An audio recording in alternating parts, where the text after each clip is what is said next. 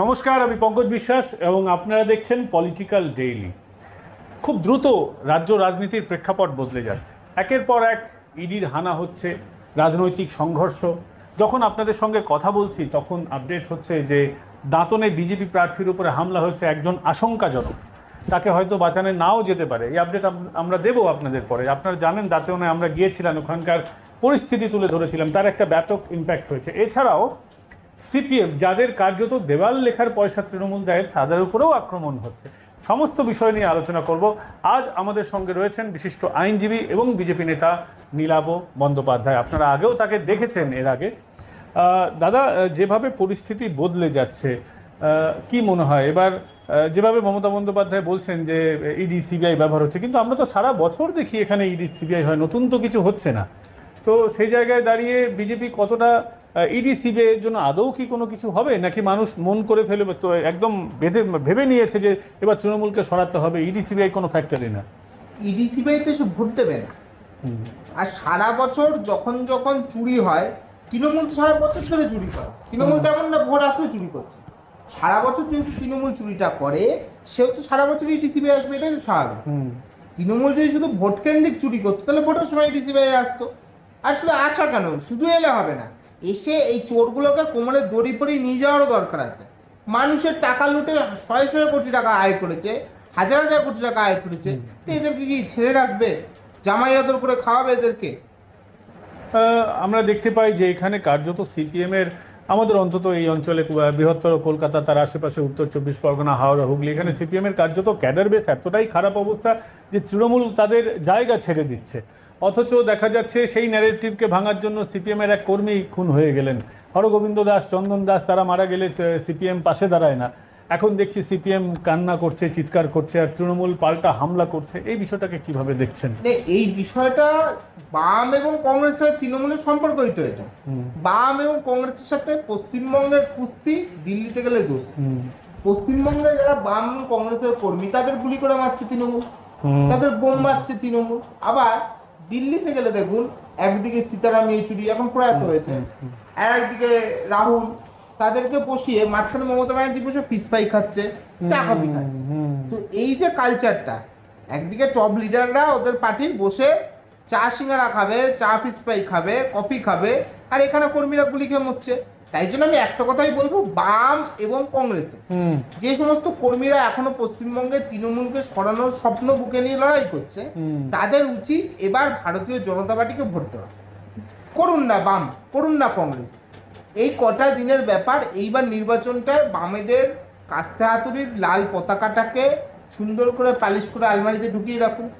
কংগ্রেসের হাত চিহ্নের যে পতাকাটাকে, সেই পতাকাটাকে পালিশ করে আলমারিতে ঢুকিয়ে রেখে ভোটটা এবার বিজেপিতে দিন।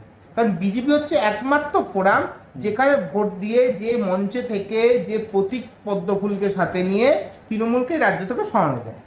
আপনারা আগে তৃণমূলকে সরান, তারপরে আপনারা আপনাদের পার্টি করবেন, কে বাধা দিবে? বিজেপি এতগুলো রাজ্যে ক্ষমতা আছে, কোথাও কংগ্রেসকে বাধা দিচ্ছে পার্টি করতে, বা অন্য বিরোধী দলকে বাধা দিচ্ছে, বামেদের বাধা দিচ্ছে নাকি? সেটা থেকে শিক্ষা নেই। আপনি নিষ্ঠার সঙ্গে দীর্ঘদিন কংগ্রেসটা করেছেন, পরে দলবদল করেছেন, বিজেপিতে এসেছেন।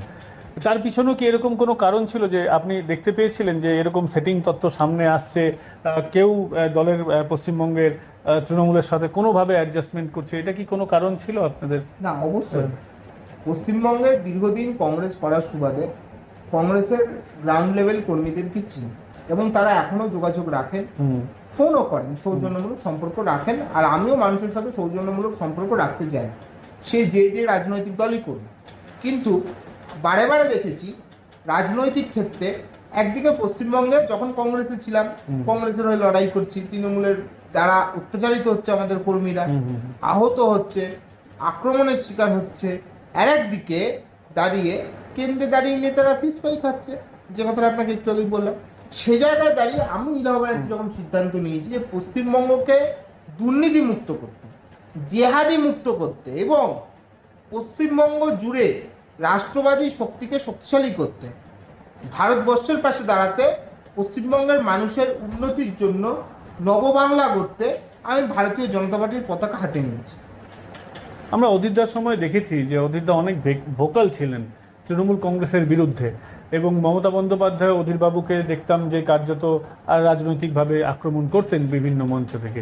কিন্তু তারপর শুভঙ্কর বাবু যখন কংগ্রেসের প্রেসিডেন্ট হলেন, আমরা দেখলাম যে একদিকে সিপিএমের সঙ্গে কংগ্রেসের দূরত্ব তৈরি হলো, জোটটা হলো না, এবং মমতা বন্দ্যোপাধ্যায় কংগ্রেসকে কোনো রকমভাবে আক্রমণ করছেন না। পর্দার পিছনে কি চলছে? পর্দার পিছনে কি চলছে এখন সেটা আমি আপনাকে প্রকাশ্যেই বলতে পারি, তবে আমি বলতে চাইছি না অত, কারণ ওই দল তো ছেড়ে এসেছি। এখন সেই দলের কোন সর্বোচ্চ নেতা, তৃণমূল দলের কোন মন্ত্রীর অনুপ্রাণিত হয়ে তার ব্যবসা চলে, সারের ব্যবসা, বীজের ব্যবসা, সেগুলো নিয়ে বিস্তারিত যাচ্ছে না, কারণ সেই নেতার জামানতটাও থাকবে না এবার নির্বাচনে। ফলে এমন কোনো ব্যক্তির সম্বন্ধে কথা বলে তাকে আমি আপনাদের এই ফোরামের মাধ্যমে তাকে আমি কোনো হাইলাইট করতে চাইছি না, যার জামানতটাই থাকবে না শ্রীরামপুর থেকে, তার বিষয়ে কেন মন্তব্য করতে হবে? আরেকটা জিনিস বলবো, আপনার প্রাক্তন দল বাইরন বিশ্বাস তিনি বলেছেন যে আমি গদ্দারি করেছি, দলের সঙ্গে ঠিক কাজ করিনি, তৃণমূলের সঙ্গে যাওয়া উচিত হয়নি। বাইরনেরও ভোটের আগে বোধোদয় হচ্ছে, এটা কিভাবে দেখছেন? না, বাইরনের যে ব্যাপারটা দেখুন, বাইরন একটা পার্টি করলো, হ্যাঁ, কংগ্রেসের সিম্বলে বাইরন জিতেছে। দেখুন, নির্বাচনে জয়লাভ করা সাংগঠনিক রাজনীতির মধ্যে একটা পার্থক্য আছে, এটাই মনে হয়। কারণ নির্বাচনে যখন কোনো মানুষ জয়লাভ করছে, সে তো শুধু পার্টি কর্মীদের ভোটে জেতে না, সার্বিক সাধারণ মানুষের ভোটে তাকে জিততে হয়। এবং সার্বিক সাধারণ মানুষ ভোট দেয় একটা দলের পক্ষে দাঁড়িয়ে, একটা দলের বিরুদ্ধে দাঁড়িয়ে। সেখানে যে মানুষগুলো ওকে ভোট দিয়েছিল, যারা জিতেছিল, তার মধ্যে বিজেপির ভোটার ছিল, সিপিআইএম এর ভোটার ছিল, কংগ্রেসের ভোটার ছিল, সাধারণ ভোটার ছিল। তারা কিন্তু তৃণমূলকে সরাতে বাইরনকে জিতিয়েছিল। তারপরে বাইরনের যে দল বদল, এটাকে সার্বিকভাবে মানুষ ভালো চোখে নেয় না। এবং বাইরন হয়তো এবার ভোটে দাঁড়িয়ে বুঝতে পারছে যে মানুষ ভালোভাবে নিচ্ছে না, বাইরন ওখানে হারবে। সাগর দিকে তো এবার তৃণমূল হারবে, বিজেপি জিতবে, সেই জায়গায় দাঁড়িয়ে ওর এই বোধোদয়গুলো এখন হচ্ছে। আর একটা অদ্ভুত জিনিস দেখলাম, দর্শক আপনাদেরও বলবো, আমরা সাধারণত জানি যে চোর লুকিয়ে থাকে, যে অভিযুক্ত হয় সে ফোনটা বন্ধ করে দিয়ে থাকে, অথচ আমরা দেখতে পাচ্ছি যে কলকাতা পুলিশের একজন ডিসিপি শান্তনু সিনহা বিশ্বাস, যিনি মমতা বন্দ্যোপাধ্যায়ের অত্যন্ত ঘনিষ্ঠ, সংবাদ মাধ্যমে খবর আমরা দেখতে পাচ্ছি যে তার নাকি ফোন সুইচ অফ, তিনি যোগাযোগ করছেন না তদন্তকারী সংস্থার সঙ্গে। তার বিরুদ্ধে 30 কোটির সম্পত্তি নাকি তার আছে, যেটা তার আয় ব্যয়ের সঙ্গে মিলছে না। তার 5টা ফ্ল্যাট নাকি আছে, একটি অবশ্য নেই, আরও 2টো, মোট 7খানা তার ফ্ল্যাট রয়েছে, প্রচুর টাকা সম্পত্তি করে ফেলেছেন শান্তনু সিনহা বিশ্বাস, যিনি কালীঘাট থানার ওসিও ছিলেন দীর্ঘদিন ধরে। এবং বলা হয় যে সাধারণত আমরা যেটা দেখতে পাই যে 3 থেকে 5 বছরের মধ্যে ওসি চেঞ্জ হয়ে যান, কিন্তু তিনি দীর্ঘদিন সে ওসি ছিলেন সেখানে। এবং তারপরে তিনি যেভাবে পদোন্নতি হয়েছে তার, পুলিশ মহল থেকে অনেকে বলছে যে সেটা নাকি আইন বহির্ভূতভাবে হয়েছে। তো পুলিশ লুকিয়ে আছে, এটা কতটা লজ্জার বাংলার জন্য? ঠিকই তো আছে, পুলিশের কাজ যদি চুরি করা হয়, চোর পুলিশের মাস্তুতো ভাই যদি হয়, তাহলে এরকম পুলিশের অবস্থাই হবে। শান্তনু সিনহা বিশ্বাস তো অনেক দুর্নীতির নায়ক। একটা সাধারণ পুলিশ, একটা ওসি কত টাকা মাইনে পায় আপনি বলুন তো? তাতে করে 30 কোটি টাকা তার সম্পত্তি হয়। এ তো অনেক আগেই এদের বিরুদ্ধে ব্যবস্থা নেওয়া উচিত ছিল, কিন্তু নেবে না, কারণ এদের মাথায় তো দিদিমণির হাত আছে, অনুপ্রেরণার হাত আছে। তবে লোকাচরণ করুক, 4 তারিখের পরে আমাদের সরকার হলে যারা মানুষের টাকা মেরে খেয়েছে, যারা দুর্নীতি করেছে, তাদেরকে কি করে ট্রিটমেন্ট করতে হয় আইনত পথে এনে, সে অবস্থা আমরা করব। এবং আজকে বড়বাজারের মঞ্চ থেকে মমতা বন্দ্যোপাধ্যায় বলছেন গণতন্ত্র তো ভোটের উৎসব, আপনারা জবরদখল, আপনারা মানে বিজেপিকে উনি বলছেন যে জবরদখলের চেষ্টা করছেন কেন? তো যিনি নিজেই আইপ্যাককে ব্যবহার করেছেন, এতদিন অভিযোগ উঠছে পুলিশকে ব্যবহার করেছেন, নিজের মঞ্চ থেকে এখনই বেশ কয়েকবার তিনি বলেছেন যে 4 তারিখের পর নাড়ু খাওয়াবো, তার ভাইপো বলছেন যে ডিজে বাজাবো, এখন বলছেন জবরদখল করছেন। দুরকম হয়ে যাচ্ছে না কথাটা? না দেখুন, আমি একটা কথা পরিষ্কার করে বলছি, পশ্চিমবঙ্গের রাজনীতিতে আজকে যে পরিস্থিতির মধ্যে দিয়ে যাচ্ছে, তাতে করে মুখ্যমন্ত্রী মমতা ব্যানার্জি দীর্ঘদিনের রাজনীতিবিদ, এবং দীর্ঘদিনের রাজনীতিবিদ হিসেবে উনি তো একটু হলেও আবহাওয়াটা বোঝেন। আবহাওয়া এবার তৃণমূলের বিরুদ্ধে, এবং তৃণমূলের সরকার 4 মের পরে উনি প্রাক্তন মুখ্যমন্ত্রী হচ্ছে, এবং সরকার তো যাচ্ছেই, বিসর্জন যাচ্ছে, সেই জায়গায় দাঁড়িয়ে এখন উনি এই সমস্ত মন্তব্য করছেন। দেখুন, আমরা নাড়ু খাওয়ানো, বোঁদে খাওয়ানো, গুজিয়া খাওয়ানো কোনো কিছুতেই আমরা বিশ্বাসী না। যদি আমরা বিশ্বাসী হতাম তাহলে তো তৃণমূল পার্টিরাই থাকতো না। সারা দেশে বিজেপি আছে, এত শক্তিশালী বিজেপি, তৃণমূল নেতারা পশ্চিমবঙ্গতেই বেরোতে পারতো না। আমরা কাউকে আঘাত করবো না, আমরা জেতার পরেও আমরা কোনো কর্মীর বাড়িতে তৃণমূলের হামলা করব না, কারণ এই কালচারে বিজেপি বিশ্বাসী নয়। যদি বিশ্বাসী হতাম, আমরা 1 মিনিটের জন্য ওকে বলে দিলে আমাদের লোকেরা তৃণমূলদের ছেড়ে রাখতো না।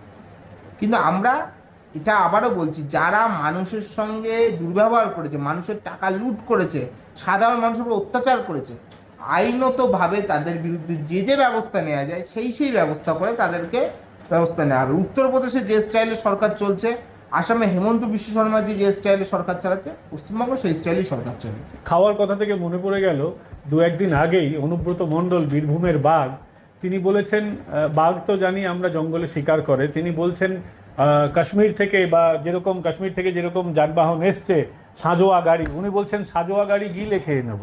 সাধারণ মানুষ ভাত রুটি খায়, মাছ মাংস খায়, উনি সাঁজোয়া গাড়ি গিলে খেয়ে দেবেন বলছেন। কিভাবে দেখছেন? ভোটের পরে আবার তিহার জেলে যেতে হবে, তাই ভোটের পরে আবার তিহার জেলে যেতে হবে। এখন অনুব্রতর এটা বোঝা উচিত, ওর একটা অন্ডকোষ আছে, একটা অন্ডকোষ নেই। এখন ও ওইসব সাজোয়া গাড়ি ফাড়ি খেয়ে হজম করতে পারবে কি? এত কিছু খেতে যাচ্ছে। বীরভূমের বাঘ, দিদির সাদরের বাঘ, তো বাঘকে তো বিড়াল হয়ে যেতে আমরা দেখেছিলাম। হ্যাঁ, এইসব বাঘ ভাল্লুক অনেক বিড়াল ইঁদুর হয়ে যাবে, 4টা একটু দেখুন না। না, আমরা আমাদের ধর্মীয় বইয়ে দেখেছি রাক্ষসরা অনেক কিছু খেয়ে নিত, জ্যান্ত মানুষ খেয়ে নিত, বাড়িঘর খেয়ে নিত, বা ছোটবেলার বইগুলোতেও আমরা কমিক সিরিজে দেখেছি যে রাক্ষস খেয়ে না। উনি কি নিজেকে রাক্ষস মানে সংশোধনাগারে সংশোধন হননি উনি? না, এদের কোনো সংশোধন আছে না, এদের আবার সংশোধন, এদের রাক্ষস কক্ষস, রাজনৈতিক রাক্ষস, সব খাচ্ছে, গরু খাচ্ছে, বালি খাচ্ছে, কয়লা খাচ্ছে, তারপর চাকরি খাচ্ছে, এখন গাড়িও খেয়ে নিচ্ছে। খেতে খেতে কিছু বাকি নেই তো, বিরাট খিদে, এবার হজম করতে পারবে, জেলেই যেতে হবে। আরেকটা জিনিস যেটা এখন সব থেকে বেশি চর্চায় রয়েছে, আইপ্যাক। এই আইপ্যাকের 2021-এর নির্বাচনে একটা বিরাট ভূমিকা ছিল মমতা বন্দ্যোপাধ্যায়কে তৃতীয়বার ক্ষমতায় আনার জন্য, এবং আইন বহির্ভূতভাবে বিভিন্ন জায়গায় অভিযোগ ওঠে যে আইপ্যাক পুরো পোলিং প্রসেস হোক বা কাউন্টিং প্রসেস তার মধ্যে ঢুকে পড়েছিল, নানানভাবে সায়েন্টিফিক রিগিং করেছিল। সেই আইপ্যাকের দফতরে দেখা যাচ্ছে তালা পড়ে গেছে, কিন্তু কেউ কেউ বলছেন যে আইপ্যাকের দপ্তর বিভিন্ন জায়গা থেকে ক্লাউড নেটওয়ার্কের মাধ্যমে চালানো হচ্ছে, অর্থাৎ ওয়ার্ক ফ্রম হোম কালচার যেভাবে হয় সেরকম কোথাও কোথাও থেকে লুকিয়ে তারা ঠিক কাজ করে যাচ্ছেন। আইপ্যাক কি পারবে এবার আগের মতো ম্যানিপুলেশন করতে? আইপ্যাকের ম্যানিপুলেশন গতবার যে সহজ হয়েছিল এবার সেটা হবে না। কারণ আমি আমার রাজনৈতিক জীবনে নির্বাচন কমিশনকে এত করা কোনো নির্বাচন হতে দিই, ফলে নির্বাচন কমিশন এবার যেভাবে কাজ করছে, যে স্টাইলে তারা নির্বাচনটাকে সঠিকভাবে করাচ্ছে, সুস্থভাবে করাচ্ছে, যে সেইভাবে যদি নির্বাচনটা করাতে পারে শেষ অবধি, আইপ্যাক কেন কোনো প্যাকের ক্ষমতা নেই তৃণমূলকে বাঁচানো। আরেকটা জিনিস আমি দেখছি এখন সোশ্যাল মিডিয়ায় প্রচুর গুজব ছড়ানো হচ্ছে, তার মধ্যে একটা সবচেয়ে বড় গুজব রয়েছে যেটার মধ্যে আবার সিপিএম এবং তৃণমূল একসঙ্গে গুজব ছড়াচ্ছে, সেটা হচ্ছে অভয়ার মা রত্না দেবনাথ। দেখা যাচ্ছে যে ওনার মতো দেখতে একজন মহিলা নাচছেন, এবং যেটা বিভিন্ন ফ্যাক্ট চেক যারা করে তারা বলছে যে ওটা অভয়ার মা নন, তার মতো সাজানো হয়েছে, কিংবা এআই জেনারেটেড ভিডিও হতে পারে, কোনোভাবেই সেটা রত্না দেবনাথ নন। তো সিপিএম এবং তৃণমূল দুজনেই অভয়ার মাকে এইভাবে কেন টার্গেট করছে? সিপিএম তো অভয়ার মার পাশে দাঁড়িয়েছিল একটা সময়, তাহলে আজকে কি এমন হয়ে গেল? প্রথমত তিনি যদি নাচও করেন তাতে ক্ষতি কি আছে? নাচ করাটা কি কোনো খারাপ বিষয় নাকি? তিনি তো কাউকে ধর্ষণ করেননি, তিনি তো খুন করেননি। বলছে মেয়ে মারা গেছে, তিনি তো কাউকে খুন করেননি, তিনি তো ধর্ষণ করেননি, তিনি তো চাকরি চুরি করেননি। প্রথমত ওরা ফেক ভিডিও, এআই দিয়ে বানানো ফেক ভিডিও। আর তৃণমূলরা যদি এই নোংরামি রাজনীতি শুরু করবে, আমাদের ফেক ভিডিও লাগবে না। আপনি তো সাংবাদিক, আমি আপনাকে দিয়ে দিচ্ছি তৃণমূলের নেতারা মহিলা নিয়ে, তৃণমূলের এমএলএ, তৃণমূলের কাউন্সিলররা মদ খাচ্ছে, আমি আপনাকে ছবি দিয়ে দিতে পারি, কিন্তু আমরা দিচ্ছি না। ব্যক্তিগত স্তরে কি আমরা রাজনীতি করি না? তৃণমূলের কালচার আর আমাদের কালচার এক না। নারায়ণ গোস্বামীকে তো আমরা দেখেছি যে মদ্যপান করে অশ্লীল আচরণ করেছেন, এটা তো বারাসাতের পাশেই ওই ঘটনাটা ঘটেছিল আর কি। তো আমরা এটা তো দেখেছি, এটা খুব তৃণমূলের ক্ষেত্রে কমন ব্যাপার হয়ে দাঁড়িয়েছে, এবং এরা তৃণমূলের সম্পদ মমতা বন্দ্যোপাধ্যায় বলে থাকেন। কিন্তু এই যে গুজব ছড়ানোর রাজনীতি, আরেকটা গুজব এখন ছড়িয়েছে, দর্শক আপনাদের বলে রাখি, যে এই ভোটটা মিটে গেলে তার কয়েক মাস পরেই দুর্গাপুজো আসবে, এবং সেই দুর্গাপুজোর সময় সকল মা বোনেদের মমতা বন্দ্যোপাধ্যায় 10,000 টাকা করে দেবেন, এরকম তৃণমূল এটা ছড়াচ্ছে। মানে এখন কি মমতা বন্দ্যোপাধ্যায় লক্ষ্মীর ভাণ্ডারের টাকা দিয়েও মানুষের মন কি জয় করা যাচ্ছে না, নাকি বিজেপি 3,000 বলেছে বলে তারা সেটাকেও বাড়িয়ে 1 লাফে অনেকটা করে দিতে চাইছে? 15 বছর তৃণমূলের সরকার আছে, এই 15 বছরে তৃণমূল 15টা দুর্গাপুজো পেয়েছে, কেন 10,000 করে টাকা দেয়নি? এখন কেন বলতে হচ্ছে? আর দেখুন, ফেক নিউজ, ফেক কথাবার্তা, ফেক ভিডিও দিয়ে সরকার যেতে যায় না, ক্ষমতায় আসতে যায় না, কারণ এরা তো দলটাই ফেক, জালি পার্টি। তো জালি মাল্লা তো জালি কথাই বলবে, তাছাড়া অন্য কি বলবে? বলুন, আপনি জালিদের থেকে কি আশা করবেন? তবে যতই বলুক, 10,000 বলুক, 10 লাখ বলুক, ফেক ভিডিও বানাক, অভয়ের মার, যাই করুক, রাজ্যে বিজেপি জিতছে, তৃণমূল হারছে। এবং আমি আপনাকে বলছি, পানিহাটি তো অভয়ের মার, রত্না দেবনাথ, মাতৃদেবী তিনি জিতছেন। এবং শুধু তাই না, পশ্চিমবঙ্গে যেখানে যেখানে মমতা ব্যানার্জি প্রচার করতে যাচ্ছে না, সেখানে একটা ভূত দেখছে, তার চোখের সামনে ঘোরাফেরা করছে অভয়ের মা রত্না দেবী। ওই অভয়ের মা রত্না দেবী একজন মানুষ না, শুধুমাত্র তিনি আজকের অভয়ের মা না, তিনি বাংলার মা। বাংলার প্রতিটি মেয়ে, প্রত্যেকটি ছেলে, যারা যারা এই সরকারের আমলে নিপীড়িত, নির্যাতিত, তাদের প্রত্যেকের মাতৃদেবী হিসেবে তাকে আজকে আমরা মনে করছি।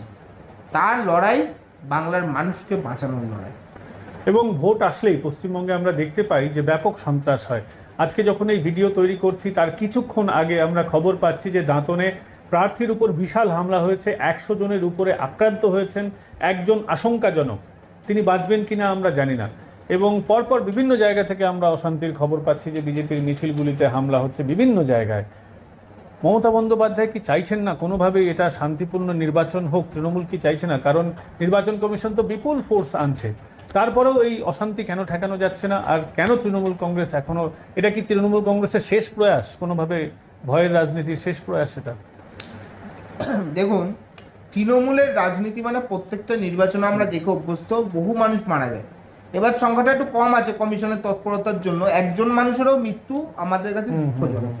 সে তৃণমূলের লোক হোক, কংগ্রেসের লোক হোক, সিপিএম এর লোক হোক, আর আমার দল ভারতীয় জনতা পার্টির লোক, একজন মানুষেরও মৃত্যু আমাদের কাছে দুঃখজনক। কিন্তু আমরা একটা কথা বলছি, আপনাদের গ্যারেন্টি দিচ্ছি, ভারতীয় জনতা পার্টি চৌঠা মে সরকার করার পরে এই রাজ্যে সন্ত্রাস মুক্ত, ভয় মুক্ত নির্বাচনী ব্যবস্থা এবং স্বাধীনভাবে গণতান্ত্রিক পরিবেশ গড়ে তুলে দেওয়ার দায়িত্ব ভারতীয় জনতা পার্টি সরকারই নেবে। গুজরাটে দেখবেন ভোট হয়, একটা মানুষও মরে না। রাজস্থানে ভোট হয়, একটা মানুষও মারা যায় না। বিহার জঙ্গল রাজ ছিল, সেখানে কিছু হয় না। আসাম হয় না, বিহারে হয় না, ঠিক উত্তরপ্রদেশে হয় না। সেই পরিস্থিতি আমরা এই পশ্চিমবঙ্গ তৈরি করব। পশ্চিমবঙ্গে 15 বছরে যে মহা জঙ্গল রাজ তৈরি হয়েছে, সেই মহা জঙ্গল রাজকে সাফ করার দায়িত্ব ভারতীয় জনতা পার্টির সরকারই নেবে। আমরা কার্যত এই ভিডিও শেষ দিকে একটা আপডেট পেয়েছি, তাই প্রশ্ন করছি। সেটা হচ্ছে জমি দুর্নীতির পর এবার বালি পাচার মামলাতেও ইডির ডাক পড়েছে।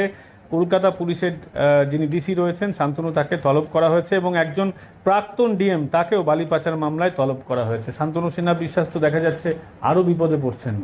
পড়বে তো, আরে এদের কাজই তো তাই। পুলিশের ড্রেস পরে চোর বসে রয়েছে, দেখুন কি অবস্থা, রক্ষকই ভক্ষক পশ্চিমবঙ্গে। বালি পাচারে রয়েছে, জমি দুর্নীতিতে আছে, সব জায়গায় আছে। আমি বলছি তো, ওই শান্তনু সিনহা বিশ্বাস রাই তো মমতা ব্যানার্জিকে টিনের বাক্স করে টাকা পাঠিয়েছে। হবে না, এদের অনেক বিচার হবে। মানুষের দরবারে দাঁড়িয়ে ওদের বিচার করতে হবে। মানুষের টাকা যাওয়া লুট করছে, ওদের বিচার হবে মানুষের দরবারে দাঁড়িয়ে।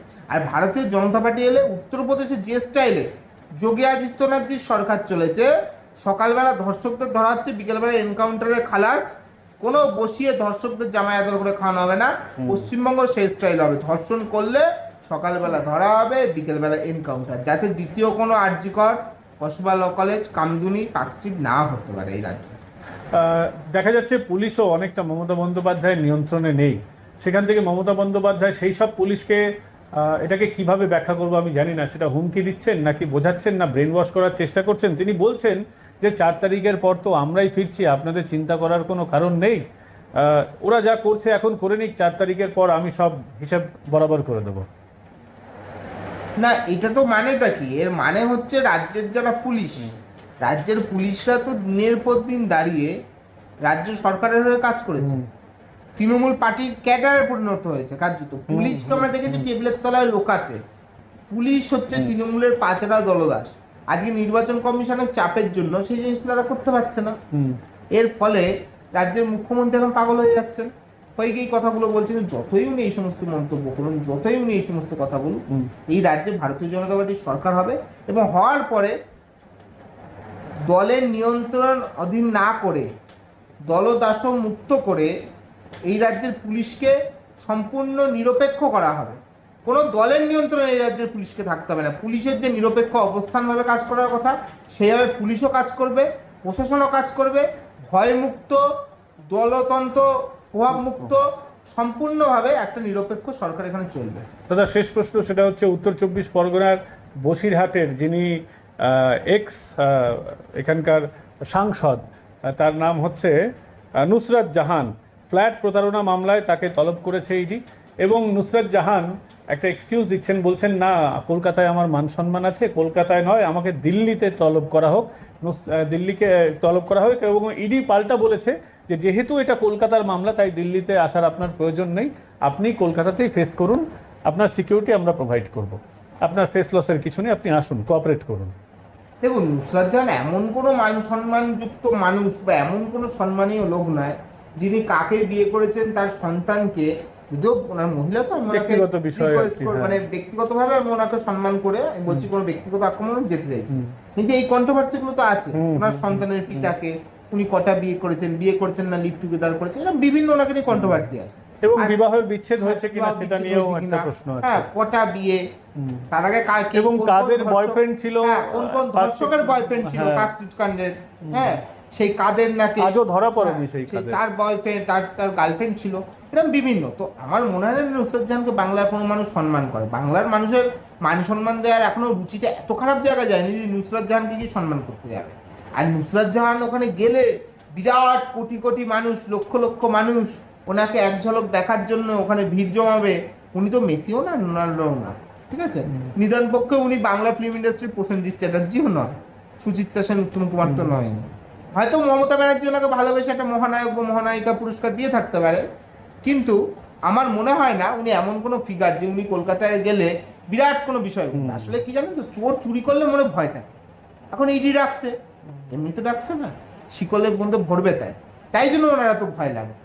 তবে আমি একটা কথা বলবো, যতই এগুলো করুক এদের প্রত্যেকেরই জায়গা একটাই, সেটা জেল। অসংখ্য ধন্যবাদ দাদা এতটা ধন্যবাদ। ব্যস্ত সময়ের মধ্যে দেওয়ার কারণ। এখন আপনারা জানেন যে একেবারে প্রচারের শেষ পর্ব চলছে, কয়েকদিন পরেই প্রচার পর্ব শেষ হয়ে যাবে, দ্বিতীয় দফার নির্বাচন হবে। আপনারা এতক্ষণ দেখছিলেন পলিটিক্যাল ডেইলি, এতক্ষণ আপনাদের সঙ্গে আমি ছিলাম পঙ্কজ বিশ্বাস এবং আমার সঙ্গে ছিলেন বিশিষ্ট আইনজীবী এবং বিজেপি নেতা নীলাভ বন্দ্যোপাধ্যায়। নমস্কার।